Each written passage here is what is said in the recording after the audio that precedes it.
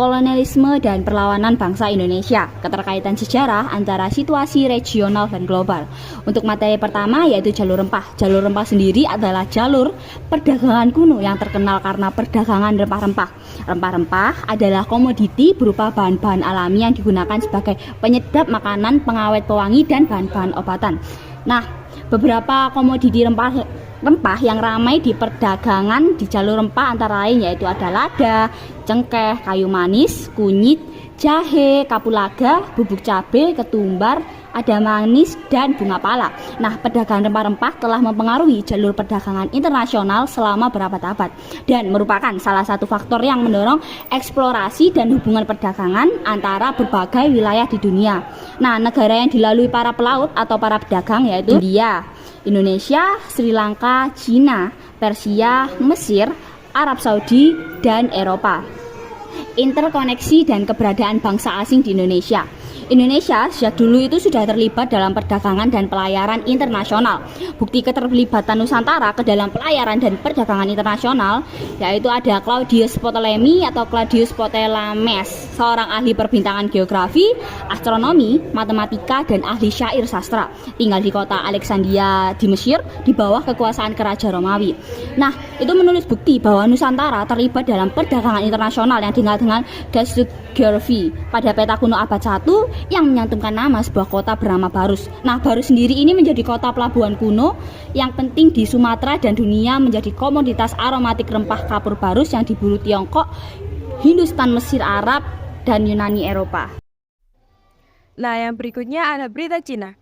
Hubungan pelayaran antara Nusantara dan Timur Tengah, India, dan Cina sudah terjalin sejak abad kedua.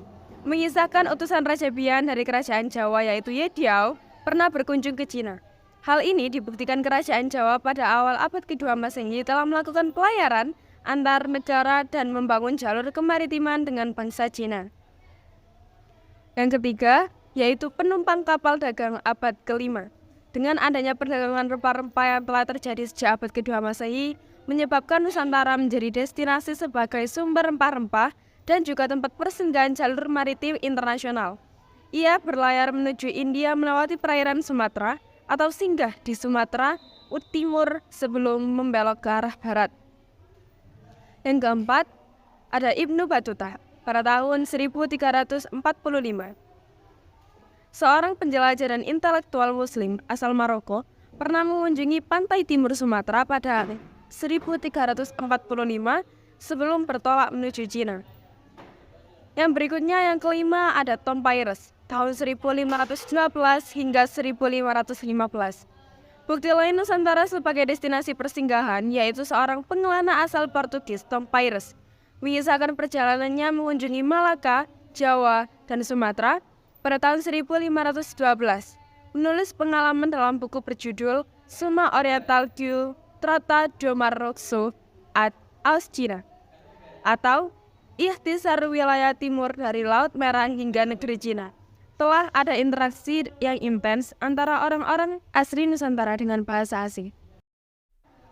Indonesia sebagai poros perdagangan dunia.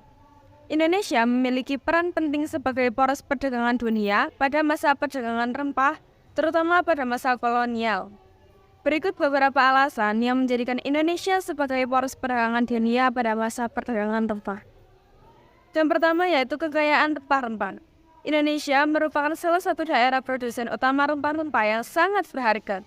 Rempah-rempah ini memiliki nilai ekonomi yang tinggi dan sangat dicari oleh pedagang dari berbagai negara di Eropa, Timur Tengah, dan Asia. Alasan yang kedua yaitu jalur perdagangan maritim. Indonesia terletak di jalur perdagangan maritim penting, terutama Selat Malaka, yang menjadi jalur utama untuk menghubungkan perdagangan antara India, Tiongkok, dan Eropa. Selat Malaka menjadi rute penting bagi kapal-kapal dagang yang membawa rempah-rempah dari wilayah Nusantara ke pasar besar dunia. Alasan yang ketiga yaitu pengaruh kerajaan maritim. Pada masa kerajaan-kerajaan maritim di Nusantara seperti Kerajaan Sriwijaya, Majapahit, dan Malaka, perdagangan rempah-rempah menjadi salah satu pendorong utama kekuatan dan kemakmuran mereka. Kerajaan-kerajaan ini memainkan peran penting sebagai pusat perdagangan dan merajut jaringan perdagangan yang luas. Yang keempat yaitu penjelajah Eropa. Rempah-rempah dari Nusantara menjadi tujuan utama dalam penjelajahan Eropa pada abad ke-15 dan abad ke-16. Untuk mengurangi biaya perdagangan dan mendapatkan keuntungan langsung dari rempah-rempah, para penjelajah Eropa seperti Christopher Columbus, Vasco da Gama, dan Ferdinand Magellan berusaha mencari rute langsung ke wilayah Nusantara.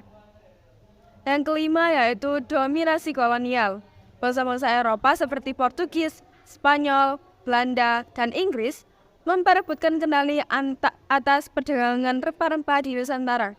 Belanda akhirnya berhasil mendominasi perdagangan rempah-rempah dan mendirikan Hindia Belanda yang sekarang Indonesia sebagai koloni untuk menguasai sumber daya rempah-rempah. Alasan yang terakhir yaitu dampak sosial dan budaya. Perdagangan rempah-rempah membawa dampak sosial dan budaya yang signifikan bagi Nusantara dan dunia, serta menciptakan pertukaran budaya dan hubungan antara bangsa-bangsa dari berbagai belahan dunia. Perdagangan ini mempengaruhi budaya, bahasa, dan adat istiadat di wilayah Nusantara.